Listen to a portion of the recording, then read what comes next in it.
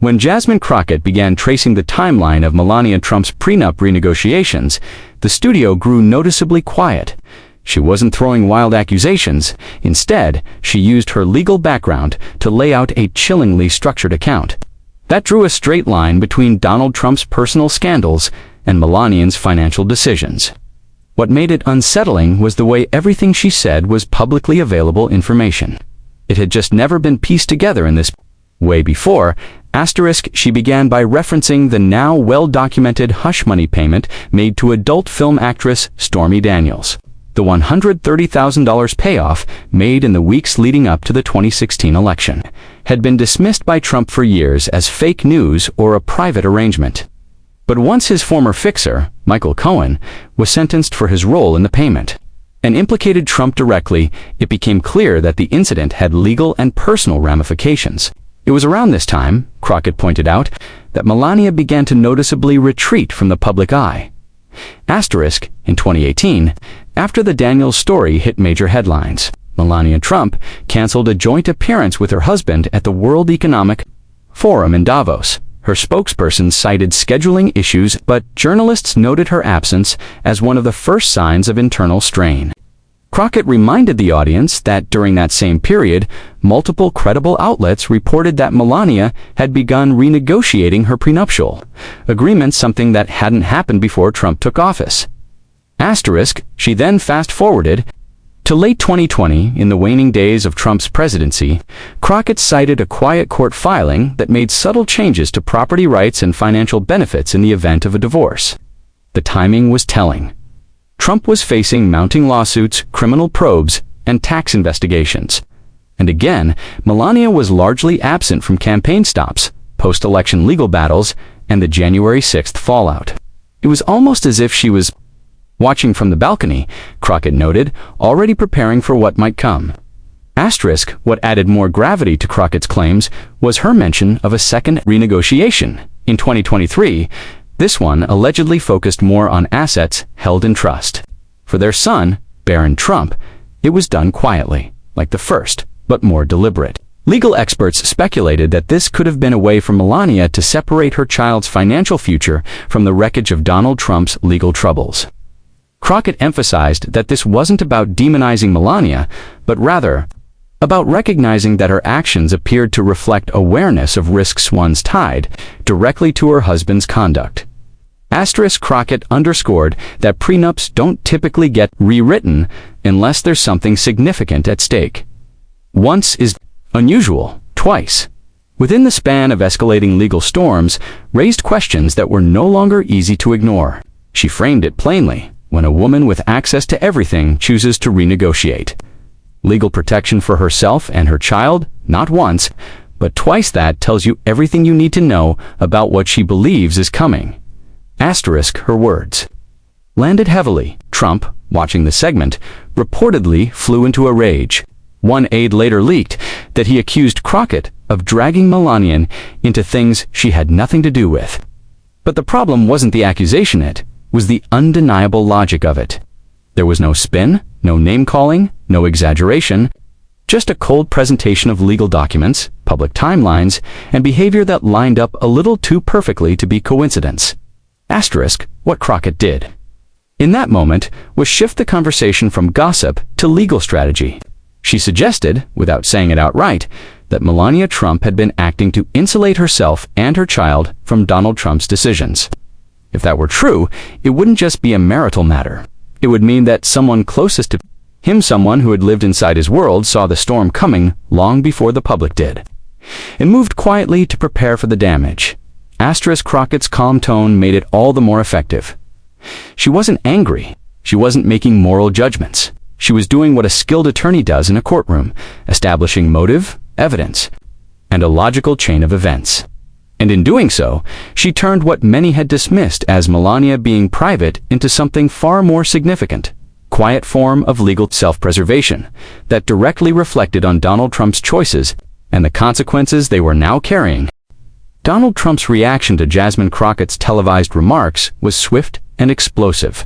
According to multiple sources close to him, he was watching the segment in real time from his Mar-a-Lago residence, expecting the usual partisan critiques. Instead, what he saw was something far more calculated: Crockett, connecting legal dots around his wife's private financial decisions, and doing so with surgical precision. Within minutes of her remarks, Trump was on the phone, and by the time the segment ended, several of his closest allies were being pulled into an impromptu damage control operation.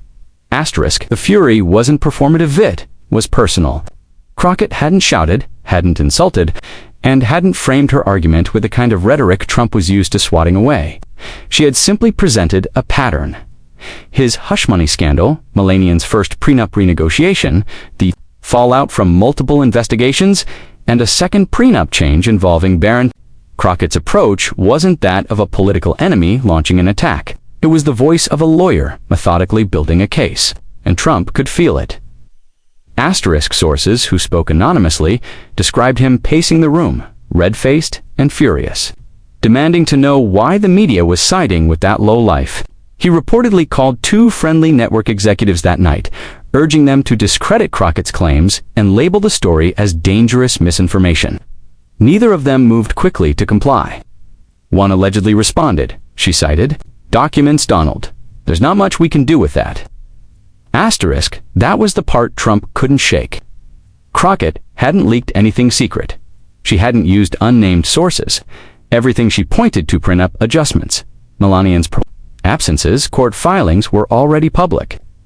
What made her remarks land so hard was that no one had connected the events in a way that so clearly suggested Melania had acted to legally distance herself from the consequences of her husband's legal decline. Trump wasn't just losing control of the political narrative. For the first time, it looked like someone inside his own house had quietly anticipated his downfall and made moves accordingly. Asterisk, the notion that Melania might have been protecting herself rather than standing beside him in unconditional loyalty struck a nerve. Trump had long cultivated the image of his family as unbreakable, united, and immune to scandal. But now, that facade was unraveling, and it was happening not through tabloid gossip or personal betrayal, but through a calm, televised statement from a Democratic congresswoman who backed it all up with facts. Asterisk, Trump's social media response was telling. Hours after the segment aired, he posted a late-night message on Truth Social, calling Crockett disgusting, a failed lawyer, and obsessed with lies about my beautiful wife. But there was a notable absence in that post. He never denied the prenup renegotiations. He didn't dispute the court filings. He didn't clarify Melania's legal steps or explain them away. His rage focused solely on the messenger, not the message. Asterisk, behind closed doors, Trump's team debated how to handle the fallout. Some advised letting the story die quietly, afraid that drawing more attention to it would only lend credibility to Crockett's claims. Others pushed to have allies in conservative media question Crockett's credibility, though they found little traction there. Legal commentators from across the political spectrum had already begun discussing her remarks not in the tone of scandal, but in the sober language of legal analysis. For them, the issue wasn't about gossip. It was about foresight. If Melania truly foresaw financial and legal risk from staying tethered too closely to Trump, that was a signal others might be making the same calculation. Asterisk, Trump's biggest fear, according to one aide, wasn't about Melania's actions themselves. It was about the signal they sent. If she had moved to legally protect herself and their son, what message did that send to donors, campaign staff, or even political allies? It fed into the growing perception that Trump was politically radioactive, that even those in his immediate orbit were preparing for a future without him. And it wasn't because of betrayal, it was self-preservation. Asterisk, Crockett's remarks had struck precisely where Trump believed himself strongest, the image of a unified Trump family front. For years, he had used that image to project strength, order, and resilience. Now, someone had calmly and publicly peeled back that image with nothing more than legal logic and a few well-timed court filings. And the more Trump raged, the more it reinforced the notion that Crockett had hit a nerve no one had dared touch in such a composed, undeniable way. Jasmine Crockett's delivery on live television was what set her apart. She didn't raise her voice. She didn't wave papers or pound the table. Instead, she calmly laid out a timeline and a set of legal facts that painted a picture no one in Trump's orbit was prepared to confront. What made it resonate wasn't the information itself. Most of it had been floating in the public domain for years. It was the way she put it together, with quiet clarity and without the usual theatrics that people had come to expect in discussions about. Donald Trump. Asterisk. Crockett spoke with the cadence of someone used to presenting evidence before a judge. Didn't speculate. She didn't smear. She simply walked the audience through what was already known. The timing of Trump's hush money scandal, the fallout from his legal troubles, and Melania's decision to renegotiate her prenuptial agreement twice. As she spoke, she didn't rely on anonymous sources or unnamed insiders. Instead, she cited public court filings, legal experts, and the pattern of Melania's public absences. Each fact was laid beside the next with precision, and by the end of the segment, she had built a case that was difficult to ignore. Asterisk. Even the television host, clearly caught off guard, didn't interrupt. There was no need. Crockett wasn't on a rant. She was giving an explanation, one that brought structure to what had previously been dismissed as coincidence or tabloid fodder. By the time she drew attention to the 2023 amendment, reportedly involving a trust for Barron Trump, the tone in the studio had shifted. No one was laughing. No one was trying to argue. Everyone was just listening. Asterisk. Crockett had managed to turn a typically volatile topic, Trump's personal life, into a matter of legal foresight. She didn't frame Melania as a villain or a victim. In fact, she made a point of saying that Melania's actions were understandable. Any woman, regardless of politics, who sees legal fire coming her family's way is going to protect herself and her child, Crockett said. That's not betrayal. That's strategy. It was this tone measured, respectful, and grounded that made her message cut deeper. She wasn't attacking Melania. She was highlighting what Melania's moves might say about Trump. Asterisk. People watching at home could sense the difference. Viewers who were used to partisan shouting matches suddenly saw something that felt more like a legal briefing than a political spat. Crockett didn't appeal to emotion. She appealed to logic. And in doing so, she shifted the way people talked about the issue online. Instead of hashtags and jokes, there were threads breaking down legal terms, discussions about prenup structures, and questions about what rights Melania might be trying to secure for Barron. The conversation had changed not by volume, but by credibility. Asterisk. That credibility hit Donald Trump in a way few political attacks ever had. Crockett's legal tone gave her argument a kind of authority that made it difficult to brush off. Trump could and did insult her, but his words sounded hollow compared to her composure. He called her a disgrace, but she never called him anything at all. She didn't need to. Her restraint became the story. Her refusal to stoop to personal attacks forced people to listen to the content of her claims, rather than the tone in which they were delivered. Asterisk. Legal. Analysts from across the spectrum echoed her framing in the days that followed. On cable news panels, former prosecutors discussed the implications of Melania amending legal agreements, not once, but twice, under growing legal pressure around her husband. Crockett's performance was replayed not because it was fiery, but because it was clean, uncluttered by emotion or agenda. That clarity gave her argument staying power. It refused to be reduced to a soundbite, and it refused to be discredited. With slogans, asterisk Trump, known for controlling the pace and tone of public conversation through volume and outrage, suddenly found himself outmaneuvered by someone who used neither. Crockett had taken the drama out of the Trump brand and replaced it with precision. Her tone wasn't just part of her style, was her strategy, and it worked. In one interview, she changed the public framing of Melania's choices from mystery to message, from absence to action, and because she had done it without malice or spectacle, the story refused to go away.